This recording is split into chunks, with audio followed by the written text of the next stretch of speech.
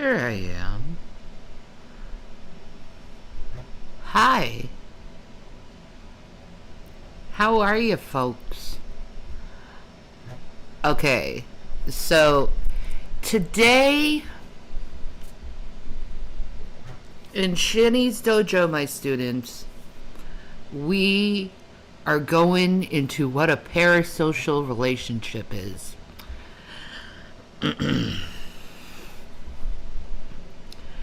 Because parasocial relationships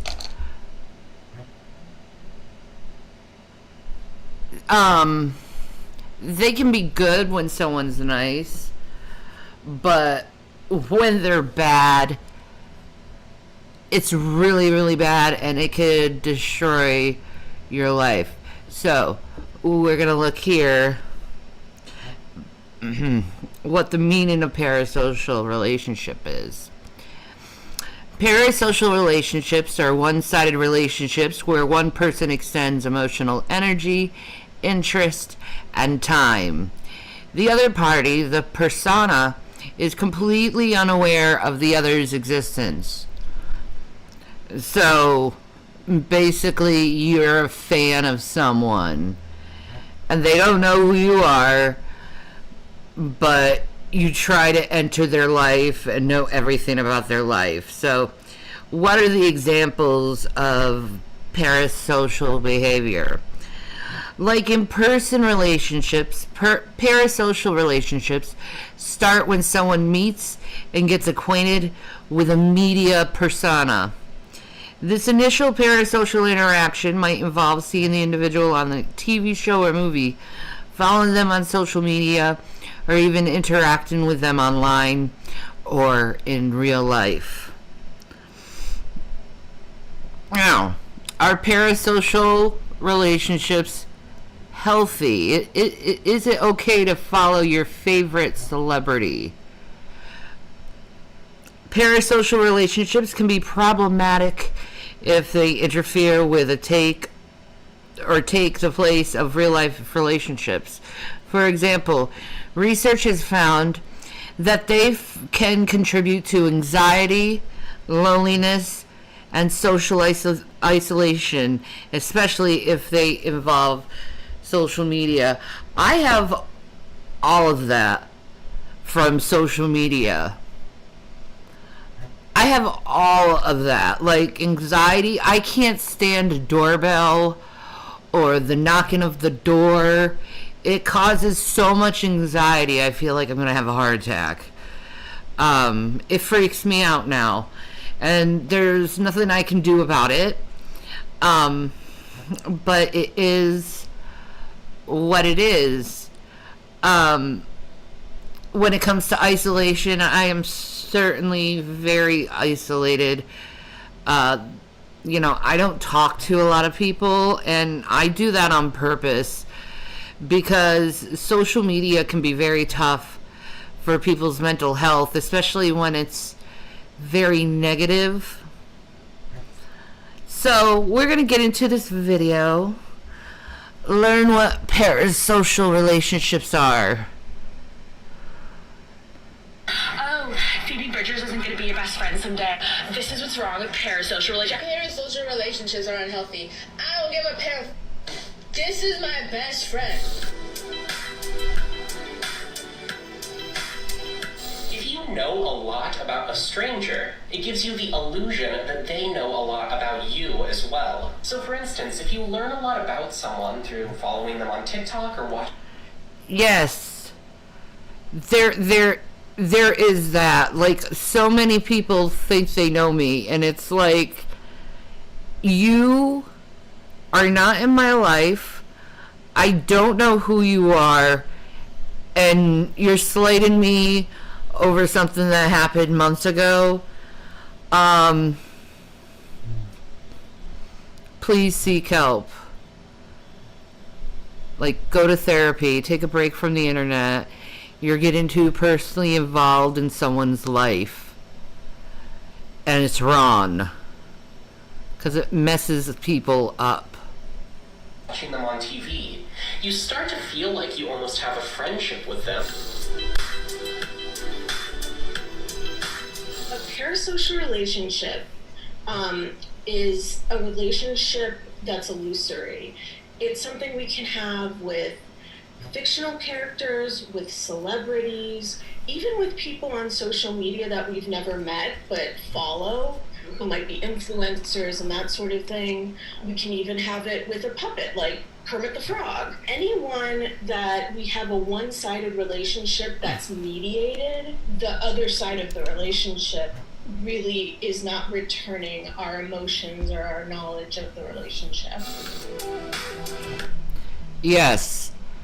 That means just because you think you know me doesn't mean that you actually really get to know me. Like, you're not sitting with me, conversing with me, and I know nothing about you. Like, and they're trying to get personally involved in my life, and it's like, whoa, I don't know who you are. You know, and I know I'm not the only person who goes through this. A lot of celebrities go through this, and it's awful.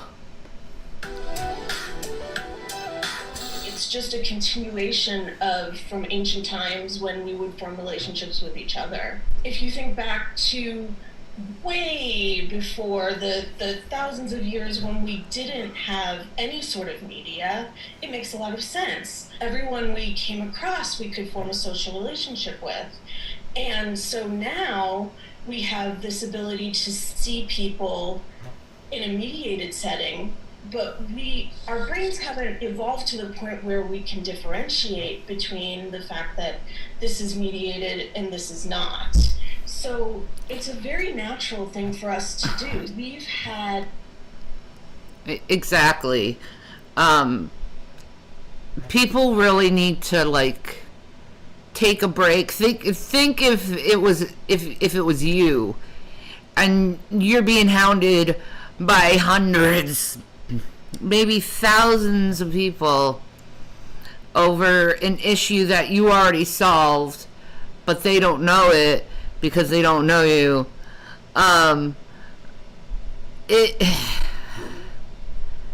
It's really bad, and there's way too much demonization in social media, way too much, and it's like people get addicted to this hate culture, to this cancel culture, and they feel like they're part of something. They feel like they're doing something good for the world, but they're not. They're hurting a lot of people, and it's just something that we have to deal with as a society. Now, as a society, we should really question who these people are who have these parasocial relationships. The creator of said video or content doesn't know who the hell any of these people are. It's intimidating. It's scary, because what if you, like, with the hate and cancel culture, what if you influence someone to do something harmful to the content creator that you're targeting? Like, what if you know, it could happen. Like, you're in this hate content, someone's just so emotionally imbalanced that they decided to go and hurt the content creator. Like, it's happened before, and people really need to try to separate themselves from the, like, it's almost like you're in a workspace, right? Regarding social media, you really need to learn boundaries with people, and learn not to go personal with others because it's weird. It makes you feel very uncomfortable.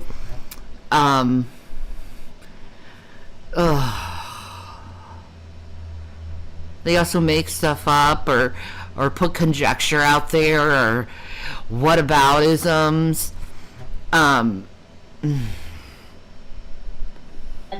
Just film and radio for about 100 years. That's it.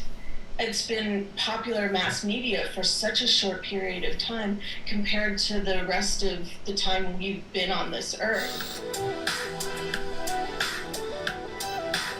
What you see, although real, is not a complete picture of me as a person. But if the only parts of me you know are the ones that I put on social media, if you got to know me in a real relationship, you would probably be disappointed. The online community tends to be a little uninhibited. People are sort of behind the mask of their computers and they're freer to say things. They might filter a lot more. Yeah, and I'm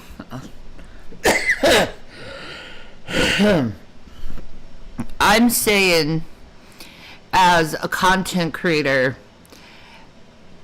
please stop this behavior of trying to get involved with content creators. Stop trying to personally involve. Just think of them like you're watching someone on TV. You know, for instance, you're not going to go up to some TV star and pretend you have a relationship with them and be personal with them. You're not going to do that. So why are you doing that to people on YouTube or Switch or whatever personal social media you propose? If they were in person, people feel like they can say whatever comes into their minds in ways that are not obeying social norms to quite the same degree. You guys should view me as an entertainment outlet. You should not view me as a friend. The reason being is because I don't know you guys. I don't know the vast majority of my followers. Especially in this day and age where people are so available on social media, almost a sense of entitlement to that person's time. And yeah, I've dealt with this entitlement thing on social media, especially like Instagram, like people demanding I talk to them, and it's like I don't know who you are. I was taught not to talk to strangers. Like, say hi to me. How are you doing? What's going on? I'm fine with that. But this whole dynamic of someone pretending they know you when you don't know them it's exhausting, to say the least. And attention, because in the person who has the parasocial relationships mind, the person is putting themselves out there, and since they have this relationship going with them, they don't really think about the fact that the other person doesn't know who they are and doesn't really owe them anything. Yep. They've been shown to be really good substitutes for social relationships. They actually sort of help our real life relationships because, you know, if I watch a show and you watch a show and we both love character X or we both love Oprah Winfrey or whatever it is, we can have an interaction based around that shared love. So it enhances our relationship as well. Now that you can engage with your favorite creator in a way that feels really natural, I think people aren't doing the due diligence to remind themselves that it is not real. It is, but it's not. people who don't realize they're getting overly involved, why they're doing it. They're just sort of going with it. I think the information is powerful, and it also gives them an outlet where they can think about, okay, I need to step back, take a breath, and maybe think about this in a little bit. Yeah, before you post something that's mean or condescending or passive aggressive, just think to yourself, how would you feel if someone talked to you like that and you didn't know who they were? You wouldn't want to have anything to do with this person. I mean, it's first impressions, and you're ragging on someone. Like, I've had haters come up and meet me, and I wasn't what they thought I was.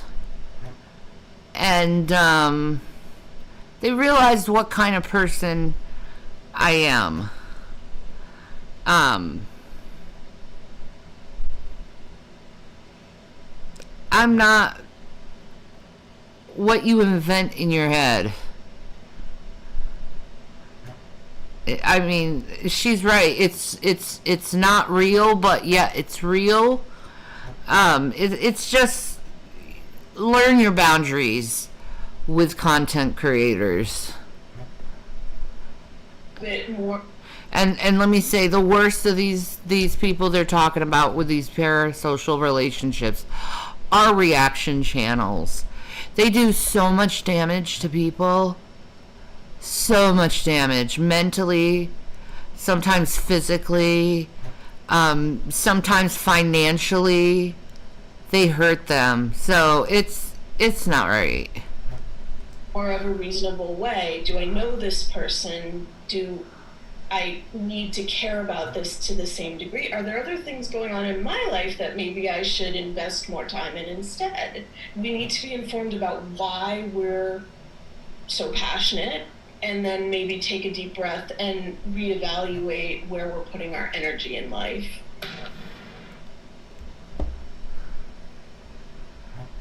There we go. Are you alone?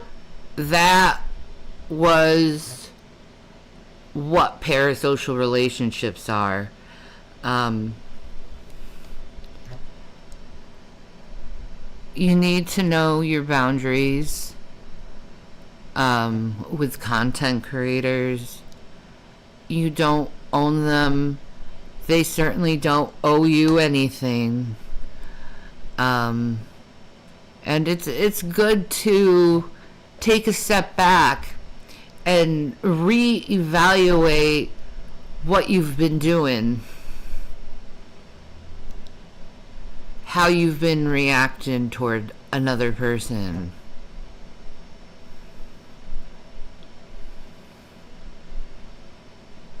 I think all content creators can relate to this.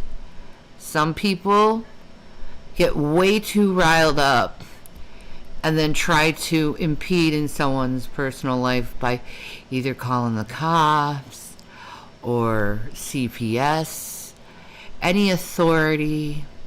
If they know you're on food stamps, they'll go and give pages and say they're lying, and it's like you're doing illegal stuff at that moment.